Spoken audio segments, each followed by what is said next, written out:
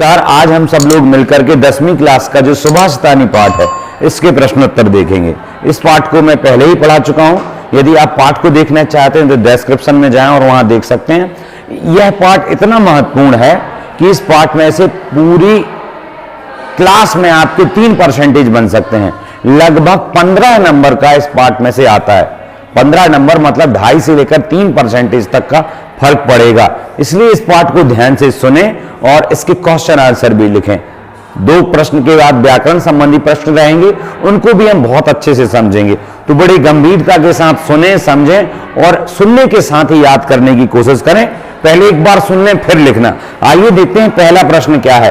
पहला प्रश्न है एक पदेन उत्तरम लिखत, यानी एक पद में उत्तरम लिखना है।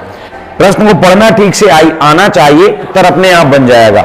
मनुष्याणाम षष्ठी विभक्ति है, ठीक है। तो मनुष्यों का महान मतलब बड़ा, रिपु शत्रु कह कौन है, इसमें प्रथमा विभक्ति है। मनुष्यों का सबसे बड़ा शत्रु कौन है भाई? आलस्य। तो उत्तर आएगा आलस्यम। आलस्यम बनता है, आलस्य नहीं बनेगा। अगला प्रश्न क्या है? गुणी किम वेत्ति। गुणी, गुणी मतलब गुण वाले, जैसे धनी मतलब धन वाला, तो गुणी किम वेत्ति, गुणी गुणम वेत्ति, बहुत अच्छे, गुणम ऐसे लिखेंगे। अगला प्रश्न क्या है भाई? केशाम संपत्तौ विपत्तौ च एक रूपता, यानी किन की संपत्ति में, षष्ठी विभक्ति बहुवचन, किसकी संपत्ति में और विपत्ति में, सप्तमी है, चाहे अच्छा हो चाहे बुरा हो, एक रूपता होती। तो महताम ऑलरेडी इसी में उत्तर लिख दिया गया, ठीक है। उत्तर यही रहेगा महताम, ये है उत्तर, ठीक है ना। समझ गए बेटा? केशाम की जगह आपको महताम यहां लिखना है, ठीक है। अगला प्रश्न देखते हैं। पशुना अपि कीदृशा ग्रह्यते। पशुना अपि कीदृशा ग्रह्यते मतलब वो आया था ना, पशुना अपि उदीरतो वाला एक श्लोक था, तो वही था उदीरतो अर्थाह ग्रह्यते, ठीक है ना। यहां पर कीदृशा के साथ साथ क्वेश्चन में अर्था भी होना चाहिए तो और सरल हो जाएगा। पशुना उदीरतः अर्थः अपि ग्रह्यते, ठीक है। उदीरतः अर्थः आपका ही आ गया। अगला प्रश्न क्या है देखते हैं। अगला प्रश्न है उदय समय। उदय समय मतलब उदय समय, उदय के टाइम पर, समय में सप्तमी है ना, और अस्त समय अर्थात डूबने के टाइम पर कहां रखता भगवती, कौन लाल होता है? तो बस सूर्य। सविता इसके लिए पाठ में शब्द आया है, इसलिए आप सविता लिखो तो ज्यादा अच्छा है, पर सूर्य लिखोगे तो भी चल जाएगा। यहां विसर्ग, ये चूंकि हिंदी में बताया इसलिए नहीं रखा। आप अगर सूर्य लिखते हो तो भी सही है, पर विसर्ग रखना जरूरी होगा। अगला प्रश्न है अधोलिखितानाम प्रश्नानाम उत्तराणि संस्कृत भाषा में लिखना है। तो भैया पहला ही प्रश्न है केन समः। केन समः यानी किसके समान बंधु नास्ति, किसके समान बंधु नहीं है, बताइए। उद्यमेन, आपके लिए 2 शब्द आए थे। आलस्यम ही मनुष्याणाम शरीरस्थ महारिपु नास्ति उद्यम समूह बंधु आया था ना। तो आपको लिखना पड़ेगा जब केन, केन में कौन सी विभक्ति है? केन में है तृतीया विभक्ति, तो आपको आंसर भी, उत्तर भी तृतीया में देना पड़ेगा। तो उद्यमेन उत्तर लिखेंगे उद्यमेन समः बंधु नास्ति, यानी उद्यम के समान बंधु नहीं है। अगला प्रश्न क्या है? वसंतस्य, कौन सी विभक्ति? षष्ठी, बहुत अच्छे। अर्थ क्या होगा? वसंत के गुणम अर्थात द्वितीया गुण को कहा जानाति, कौन जानता है वसंत के गुणों को? 2 थे, एक तो वायसा और एक पिका। वायसा मतलब कौआ और पिका, तो वसंतस्य गुणम कहा की जगह लिख दो पिका, ठीक है बेटा। पिका जानाति, उत्तर हो गया। अगला प्रश्न देखो। बुद्धिया कीदृशः भवन्ति। बुद्धि कैसे होती है? तो बुद्धि आपने देखो परेंगित ज्ञान फला, दूसरे के द्वारा इशारे से या अनुभव से के फल वाली होती है बुद्धि। तो आंसर में ये आ गया परेंगित ज्ञान फला भवन्ति। कौन? बुद्धया। बुद्धया परेंगित ज्ञान फला परिंगित ज्ञान फला, बहुत आईएमपी प्रश्न भी है ये। ठीक है, अगला क्वेश्चन देखते हैं, क्या है भाई अगला क्वेश्चन। नराणाम प्रथमा शत्रु क, बताओ। क्रोधो ही शत्रु प्रथमो नराणाम, याद है? तो क्रोधा, बस नराणाम प्रथमा शत्रु क्रोधा। अगला प्रश्न देखते हैं, सुधिया सख्यम, संख्यम नहीं लिखा, सख्यम अर्थात दोस्ती। सुधिया सख्यम केन सह भवति, मतलब जो विद्वान है उसकी दोस्ती केन तृतीय किसके साथ होती है? किसके साथ होती है? विद्वान। तो सुधिया सख्यम, केन में प्रश्न है तो उत्तर भी तृतीया में देना पड़ेगा, इसलिए सुधि की तृतीया जो है वो सुधि भी, और ये तृतीया बहुवचन बनेगा। समझ में आया? सुधि भी, सुधि ना सुधि भी तृतीया बहुवचन, तो इसका सुधि भी ध्यान रखना, बाकी तो प्रश्न के जैसा है। अगला प्रश्न क्या है भाई, अस्माभि कीदृशा वृक्ष सेवितव्य। अस्माभि मतलब हमारे द्वारा, तृतीया विभक्ति इसमें, हम सबके द्वारा, कीदृशः वृक्ष, कैसा वृक्ष सेवित, तो उसमें आया था ना, सेवितव्यो महावृक्ष फल छाया समन्वितः, तो उत्तर में भी क्या होगा, अस्माभि फल छाया समन्वितः वृक्षः सेवितव्यः। बस कीदृशा की जगह क्या लिख दो कि उस वृक्ष में फल भी हो और छाया भी, फल छाया समन्वित वृक्ष को सेवन करना चाहिए, सेवा करनी चाहिए। अगला प्रश्न देखते हैं भाई, अधोलिखित अन्वय द्वय रिक्त स्थान पूर्तिम कुरुत, नीचे दो अन्वय लिखे हुए हैं, इनका रिक्त स्थान की पूर्ति करना है। चूंकि मैंने ज्यों का त्यों पूरा लिखा है, क्योंकि ये श्लोक के अन्वय हैं, ये पूरा श्लोक है, इसको अन्वय में सेट किया। अब मैं कोई भी गायब कर दूं, मान लो प्रकृति नहीं है, तो आपको प्रकृति यहां भरना है। समझ में आ रहा है? यहां निमित्तम उद्देश्य प्रकृति तस्य अपगमेशा ध्रुवम प्रसीदति। अब मैं प्रसीदति को गायब कर दूं और लिख दूं कि यहां खाली स्थान भरो, तो आपको ये पता होना चाहिए कि इसमें क्या आएगा, प्रसीदति। इस लाइन का मतलब जानते हो, जो निमित्त को उद्देश्य करके क्रोध करता है वो उसके अपगम्य अर्थात निमित्त चला जाए तो फिर क्या हो जाता है, प्रसन्न भी हो जाता है, प्रसीदति। ये इसका मतलब था। तो इस प्रकार से खाली स्थान है, विचित्रे खलु संसारे किंचित निरर्थकम नास्ति। अब मान लो मैं निरर्थकम गायब कर दूं, अब आपसे पूछा जाए विचित्रे खलु संसारे किंचित खाली स्थान नास्ति, तो क्या भरेंगे, निरर्थकम। इसके लिए आपको श्लोक याद होने चाहिए, और ये श्लोक तो बहुत सरल है, विचित्रे खलु संसारे नास्ति किंचित निरर्थकम, ये श्लोक था। अश्वेचे धावने वीरा भारत से बहने खरा, ये इतना सरल श्लोक है। अगला देखते हैं, अधोलिखितानाम वाक्यानाम कृते समानार्थकान श्लोकांश। अब नीचे जो वाक्य हैं, इन वाक्यों के लिए नीचे जो वाक्य लिखा, मान लो ये लिखा, विद्वान साहिब भवती यह अनुक्तम अपि तथ्यम जानाति। यहां लिख रहे हैं अधोलिखितानाम वाक्यानाम कृते, नीचे लिखे हुए वाक्यों के लिए। कृते शब्द का मीनिंग निकलता है के लिए, याद रहेगा। जब भी कोई प्रश्न पूछा जाए और उसमें आ जाए कृते मतलब के लिए, अधोलिखितानाम वाक्यानाम में षष्ठी, तो वाक्यों कृते मतलब के लिए, ठीक है। नीचे लिखित वाक्यों के लिए समान अर्थकान श्लोकांशान पाठात चित्वा लिखत, मतलब नीचे ये जो लाइन लिखी है इसके लिए आपके पाठ में एक कौन सा शब्द या लाइन आई है, अभी समझ में आया। ये लाइन थोड़ी बड़ी लिखी है, जैसे मैं बोलूं जो पढ़ाता है वह कौन, शिक्षक, तो ऐसे इन्होंने ये बड़ी सी लाइन लिखी है। इसके लिए समानार्थक कोई लाइन आई है शॉर्ट में, कम शब्दों में, श्लोक में आई है, तो वो लाइन आपको लिखनी है। अभी समझ में आ गया। तो देखो यहां लिखा विद्वान साहिब भवती यह अनुक्तम अपि तथ्यम जानाति, तो एक श्लोक आया था अनुक्तम अप्युहति पंडितो जनः, उसमें बीच में ये लाइन थी अनुक्तम अपि उहति पंडितो जनः, अर्थात जो बिना कही गई बात को जान ले वो कौन होता है, पंडित। तो आपको ये पूरा लिखना है अनुक्तम अप्युहति वाला।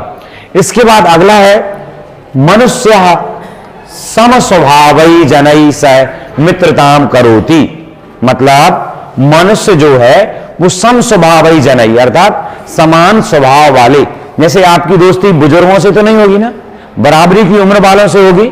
वही बात कही कि जो मनुष्य होता है वो सम स्वभाव है। सम स्वभाव मतलब समान स्वभाव वालों से उसकी मित्रता हम करोती, अर्थात वह मित्रता करता है। जो मनुष्य होता है वो समान स्वभाव वालों से मित्रता को करता है। अभी स्पष्ट हुआ?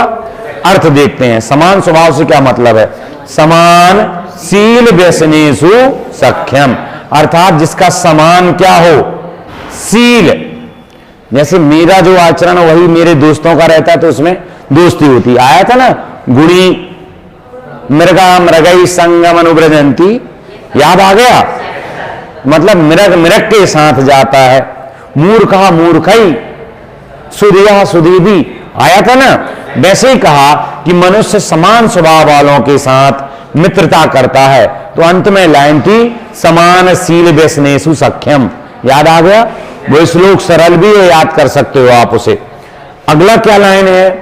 अगली लाइन है परिश्रम कुर्वाण, परिश्रमम कुर्वाण, अर्थात परिश्रम करने वाला या करता हुआ, नरा मतलब आदमी, परिश्रम करता हुआ आदमी कदापि दुखम न प्राप्त होती।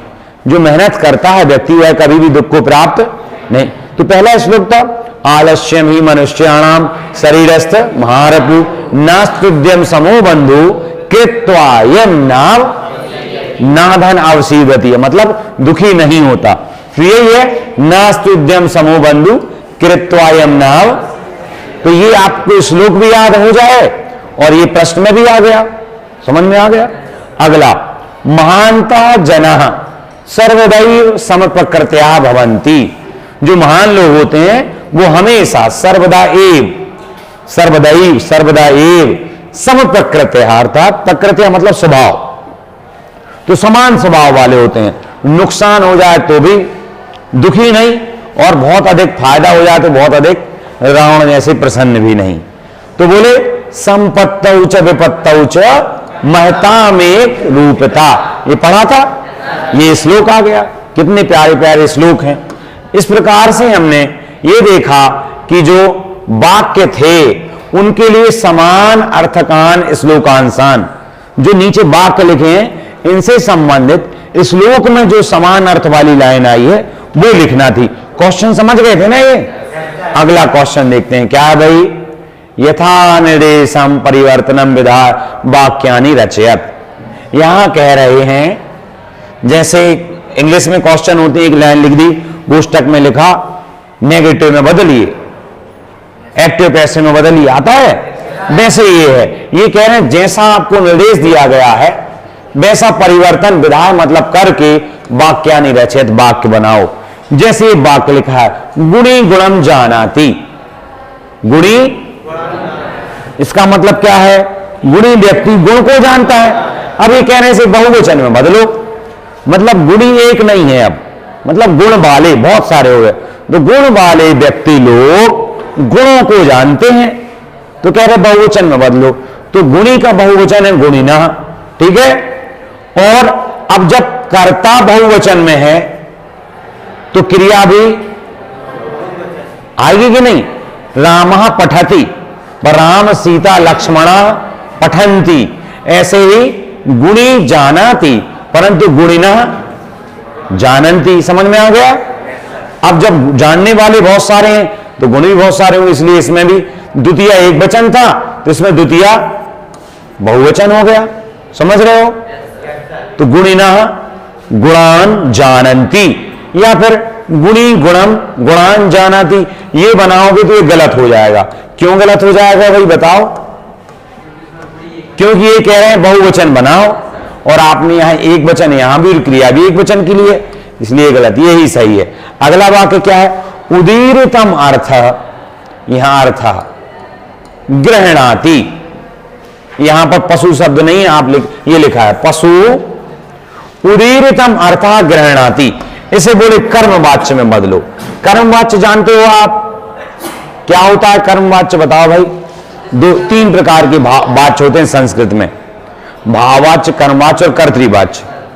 जैसे कर्तृवाच्य मतलब जिसमें कर्ता की मुख्यता हो वो कर्तृवाच्य, जिसमें कर्म की मुख्यता है वो कर्मवाच्य। तो यहां पर इस वाक्य में पशु, यहां पर प्रथमा विभक्ति कौन से वचन है? एक वचन। और जब कर्ता में प्रथमा विभक्ति हो तो वो कर्तृवाच्य होता है। यहां पर कर्ता में कौन सी विभक्ति है, इसलिए कौन सा हो गया, कर्तृवाच्य। अब इसे किस में बदलना है, दिख रहा है ना।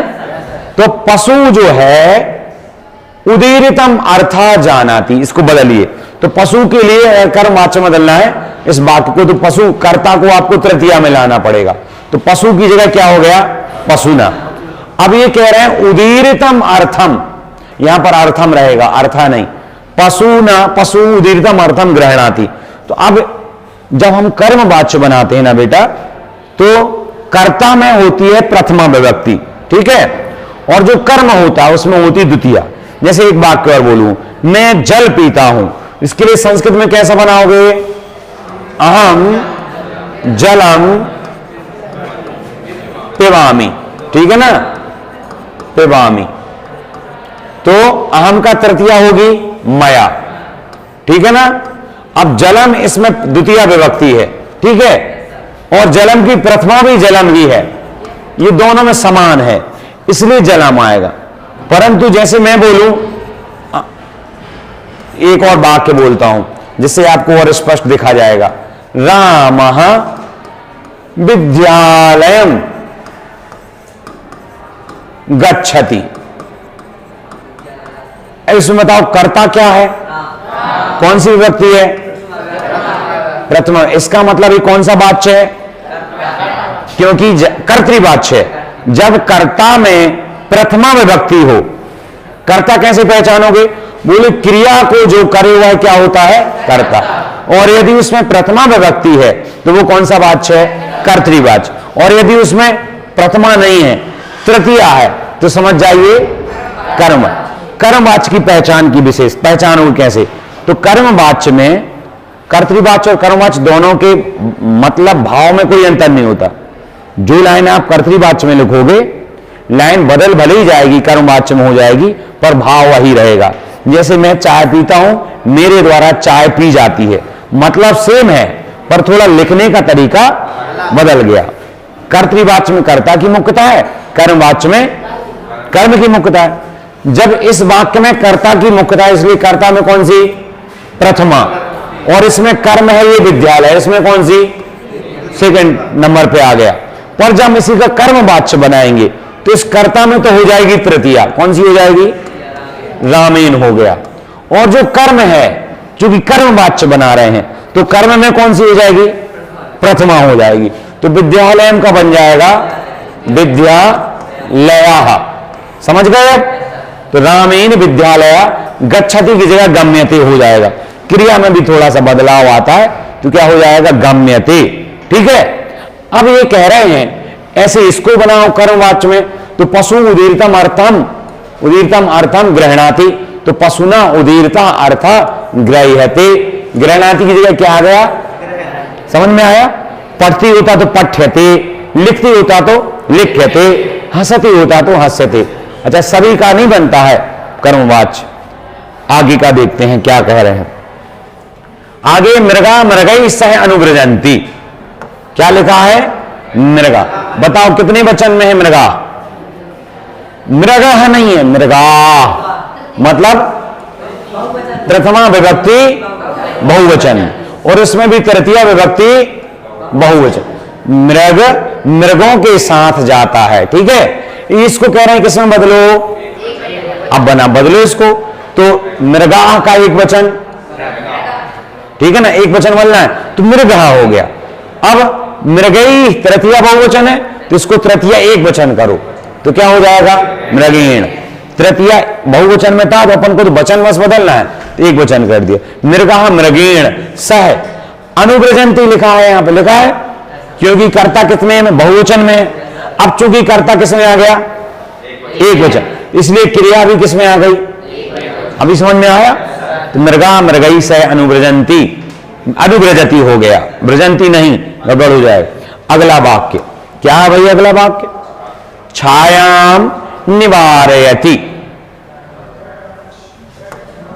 यहां पर कहा है, ये मेन बात, ये कहा छायाम निवारयति, इसको किस में बदलना है भाई, कर्मवाच्य। बदलो, तो पहले तो कहा में कौन सी विभक्ति प्रथमा, कर्तृवाच्य है ये, ठीक है। बदलना किसमें है, कर्मवाच्य जब बनाएंगे तो कर्ता को कौन सी विभक्ति में लाएंगे, तो कहा का हो गया केन।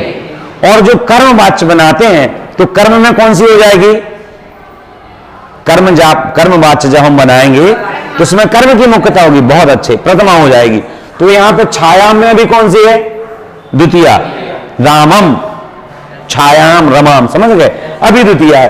पर हम कर्मवाच्य बनाएंगे तो इसमें कौन सी हो जाएगी, प्रथमा हो जाए। अरे हमने अभी बताया था कर्तृवाच्य में कर्ता में प्रथमा, कर्मवाच्य में कर्म में प्रथमा, ठीक है। अभी हम कौन सा बना रहे हैं, कर्मवाच्य, इसलिए कर्ता में तो तृतीया हो गई। जब हम कर्मवाच्य बनाएंगे तो कर्ता का डिमोशन होगा और उसमें कौन सी होगी, तृतीया। पर कर्म में कौन सी करनी पड़ेगी, प्रथमा, इसलिए छायाम की जगह क्या हो गया, और निवार्यति की जगह निवार्यते हो गया। समझ गए, याद रहेगा। कर्तृवाच्य में कर्ता में प्रथमा और कर्मवाच्य में कर्ता में तृतीया, नहीं समझे। कर्मवाच्य में कर्ता में तो तृतीया रहेगी, क्योंकि कर्मवाच्य है तो कर्म ही ऐड रहेगा ना, इसलिए इसमें कौन सी हो जाएगी, याद रहेगा। अच्छा, फिर से क्वेश्चन, कर्तृवाच्य में कर्ता में तो कौन सी रहेगी, पर कर्म में कौन सी होती है, नो नो नो नो, कर्तृवाच्य नॉर्मल वाक्य जो होती, कर्तृवाच्य मतलब सामान्य, हाँ, कर्म में कौन सी होगी, द्वितीया। जैसे मैं विद्यालय जाता हूं तो हम विद्यालयम गच्छामि, विद्यालय कर्म है, इसमें द्वितीया रहेगी। तो आप ऐसे रखो, एक सूत्र याद रख लिया ऐसे, 1 2 1, ये हो गया कर्तृवाच्य नॉर्मल वाक्य, ठीक है। कर्ता में कौन सी, प्रथमा, और कर्म में, और कर्ता के अनुसार ही क्रिया, याद रहेगी। और जो कर्मवाच्य होगा, कौन सा वाच्य, कर्मवाच्य, उसकी बता रहे हैं कि उसमें कर्ता में कौन सी विभक्ति, तृतीया, और कर्म में कौन सी, प्रथमा, और जो क्रिया आएगी वो कर्म के अनुसार आएगी, कर्ता का रोल इसमें नहीं है। तीसरी विभक्ति डाल के थर्ड में डाल दो, तुमसे ज्यादा मतलब नहीं है, क्योंकि वाक्य कौन सा है, कर्मवाच्य, इसलिए तीसरा विभक्ति की और छोड़ दिया। बाकी फिर कर्म में प्रथमा करी और उसी के अनुसार क्रिया आएगी। अभी ठीक है, अगला वाक्य देखते हैं। तेन एव वह्निना शरीरम दह्यते, तेन एव वह्निना, वह्निना मतलब अग्नि, तृतीय विभक्ति, शरीरम दह्यते, यहां पर हा गायब हो गया, दह्यते है, इसे कर्तृवाच्य में बदलो। बहुत सरल क्वेश्चन है, क्या क्वेश्चन समझो पहले, किसमें बनाना है, किसमें दिया है अभी ये, कर्म, कर्मवाच्य में क्या होता है, कर्ता में कौन सी हो जाती है, तृतीया, और कर्म में कौन सी हो जाती है, प्रथमा। अब हमें किसमें बदलना, कर्तृ में बदलना है, तो इसका मतलब हमें कर्ता में कौन सी करनी पड़ेगी, तृतीया है, अब उसे प्रथमा करनी पड़ेगी। तो इसमें तृतीया किसमें, तेन में, तेन की प्रथमा होती है सहा, एव जो कहते हो आ जाएगा, सहा एव वह्निना, तृतीया है ना, प्रथमा कर दिया, समझ रहे हो ना। कर्तृवाच्य में कर्ता में प्रथमा और कर्म में द्वितीया, परंतु जब हम कर्मवाच्य पढ़ेंगे, कौन सा वाच्य, कर्मवाच्य जब हम पढ़ेंगे तो उसमें कर्ता में तृतीया हो जाएगी, कर्मवाच्य में किसकी मुख्यता रहेगी, कर्म की, नाम से भी दिख रहा है, और कर्म में प्रथमा हो जाएगी और कर्ता को तृतीया करके एक तरफ कर देंगे। अब चूंकि ये कर्मवाच्य का वाक्य है, इसीलिए तो इसमें तृतीया है, बनाना किसमें है, कर्तृ में, इसलिए तेन का सह प्रथमा करी, ठीक है। वह्निना का क्या करी, वह्नि करिया, और शरीरम दहती, यहां पर दहते लिखा है, क्रिया वापस ज्यों की ज्यों दहती हो जाएगी। जैसे गच्छति का गम्यते हुआ था, निवार्यति का निवार्यते हुआ था, तो यहां पर दहते का दहती हो जाएगा, ठीक है। सह एव वह्नि शरीरम दहती, ये शरीरम प्रथमा में भी ऐसे ही, द्वितीय में भी ऐसे ही रहेगा, ठीक है। अभी कर्तृवाच्य और कर्मवाच्य समझ में आ गए। अब क्वेश्चन, कर्तृवाच्य में कर्ता में कौन सी विभक्ति होती है, प्रथमा, बहुत अच्छे, और कर्मवाच्य में कर्ता में कौन सी होती है, तृतीया, बहुत अच्छे। कर्तृवाच्य में, कर्तृवाच्य ध्यान रखना, इसमें कर्म में कौन सी होती है, द्वितीया, और कर्मवाच्य में कर्म में कौन सी होती है? प्रथम। क्या बात है, बहुत अच्छे, सबको याद हो गए। अगला क्वेश्चन देखते हैं। संधि, या तो संधि करो या संधि विच्छेद करो, समझ में आ गया? तो अब मैंने सब कुछ लिख दिया है, आप देखो। मान लो ना धन अस्थि धन उद्यम समाह, तो ना धन अस्थि कौन सी संधि होगी? अस्थि के अंत में क्या है? ई का क्या बनाते हैं? आधाया। तो आधाया बनाया और ऊ मिला दिया तो ये यू हो गया, समझ गए? तो इसमें दीर्घ है यहां पर और यहां पर यण, ठीक है? नास्तुद्यम समा हो गया। दूसरा, तस् के अंत में क्या है और अपगमे के प्रारंभ में आ और आ, तस्य अपगमे कौन सी? यहां पर दीर्घ थी, ऋण थी। अगला, अनुक्तम धन अपि धन उहति, तो अनुक्तम में अंत में आधा मां है और आ मिलेगा तो मां पूरा हो जाएगा, हो गया। बस ई की जगह आधा या आ गया, ये पादवचया और ऊ में ऊ मिला दिया तो युवती हो गया। यह संधि समझाएंगे हम, चिंता नहीं करो, सरल लगेगा। तो अनुमति हो गया। फिर गावाधन चा संधि करना है, यहां आधे, यहां विसर्ग बन जाएगा आधा सा, तो गावश्च, ठीक है? अगला, ना धन अस्थि, बताओ भाई ना के अंत में क्या है और अस्थि के प्रारंभ में मिलकर ना अस्थि, ठीक है? रक्ता के अंत में क्या है? विसर्ग, आगे है चा, तो इसका बन जाएगा तो ना रक्ताश्च बन जाएगा। अब रक्ताश्च के अंत में क्या है? आ, और इस तरफ क्या है? तो अब दीर्घ हो जाएगी, रक्ताश्चास्य समय, ठीक है? दो दो संधियां हो रही। अगला देखो, नहीं, यहां तो विसर्ग और यहां दीर्घ, इसमें और इसमें कौन सी होगी बताओ? दीर्घ होगी ना, बहुत अच्छे। अगला क्वेश्चन, योजकः धन तत्र, योजकस तत्र, ठीक है? यहां पर विसर्ग का क्या बनेगा? ये वाला सा। अब थोड़ा सा याद रखना है, यहां पर तो इन्होंने शक्कर का बनाया, यहां पर भी शक्कर का बनाया। इसका रीजन है, जब भी विसर्ग के बाद अगर चवर्ग हो, चा छा जा झा, ठीक है ना, तो इस विसर्ग का बनेगा शक्कर का सा। क्या बनेगा? परंतु इसके अलावा मान लो का खा गा गाएंगा हो, टाठा डाड़ा हो, सॉरी टाठा डाड़ा नहीं, पाफा बाबा हो, तो फिर समय का सा बनेगा, याद रहेगा? ताथा दादा ना हो, का खा गा गा मां हो, ठीक है? तो कब क्या बनेगा? सा। याद रखना, जब चवर्ग हो तो विसर्ग का शक्कर का सा बनेगा, इसे तालव्य शकार कहते हैं। और जब तवर्ग ताथा दादा ना हो या पाफा बाबा मां हो तो क्या बनेगा? दंत सकार, समय का सा बनेगा, ठीक है? इतना अंतर है। अगला पद, अब कह रहे हैं समस्त पद विग्रहम, पदम विग्रहम लिखत, या तो विच्छेद लिखो या विग्रह लिखो या फिर समस्त पद लिखो। समस्त पद का मतलब है विग्रह लिखा हुआ है, ठीक है ना? पीतम अंबरः यशसा ऐसा लिखा है, या राज्ञः पुत्र ऐसा लिखा है, तो इनको या तो समस्त पद लिखो अर्थात जोड़कर लिखो, और यदि समस्त पद लिखा है तो विग्रह करके लिखो। यहां उद्यम समाह लिखा है, ये जोड़कर लिखा है, समस्त पद लिखा है, तो क्या लिखना है? इसका विग्रह। तो उद्यम समाह, समाह के साथ तृतीय विभक्ति आती है, तो उद्यम में कौन सी हो जाएगी? तृतीय, उद्यमीन समाह हो गया, समझ रहे हो? यहां पर आपको या तो समस्त पद लिखा होगा या विग्रह पद लिखा होगा। अगर समस्त पद लिखा है तो विग्रह लिखना है, और विग्रह लिखा है तो समस्त लिखना है। आगे देखते हैं, शरीरे स्थित अलग अलग लिखा है, अब इसको समस्त पद बनाओ, शरीर स्थित बन गया, समझ गए? अगला देखो, निर्बलः एक साथ लिखा है, अलग अलग करो, निर्गतः बलः यस्मात् सः, जिससे बल निकल गया है। निर्बल मतलब जिसमें बल नहीं है, तो यस्मा निर्गतः बलः यस्मात् सः, ठीक है बेटा? अगला देखो, देहस्य विनाशाय, देहस्य अर्थात देह विनाशाय, समझ गए? अगला देखो,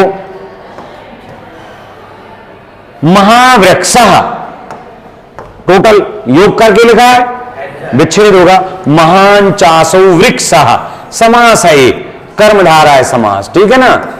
और यहां पर देह विनाशाय, देहस्य विनाशाय, षष्ठी विभक्ति, षष्ठी तत्पुरुष समास है। अगला, समानशील व्यसनम एसाम तेसु, तो समानशील व्यसनेसु, वो आया था शब्द श्लोक में ही, ठीक है ना। अलग अलग है, यहां पर तो समान शीलम और व्यसनम ये शाम तेसु, तो समान शील व्यसनेसु, ठीक है।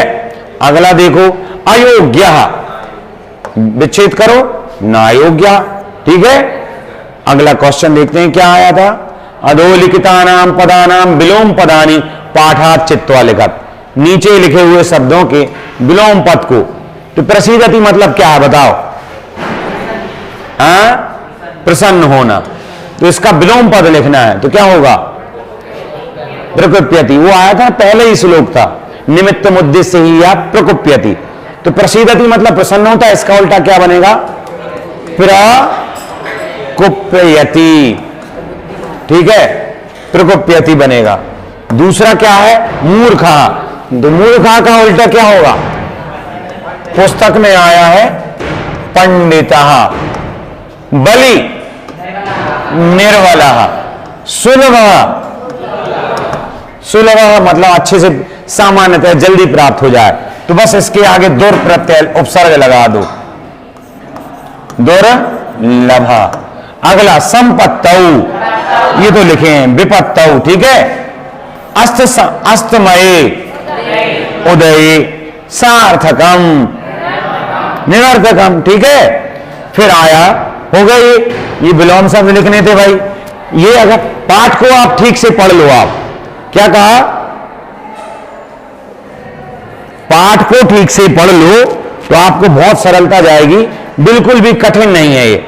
अगला क्वेश्चन देखते हैं, संस्कृतेन वाक्य प्रयोगम कुरुत, ये सबसे महत्वपूर्ण प्रश्न कहलाएगा इसका, ठीक है।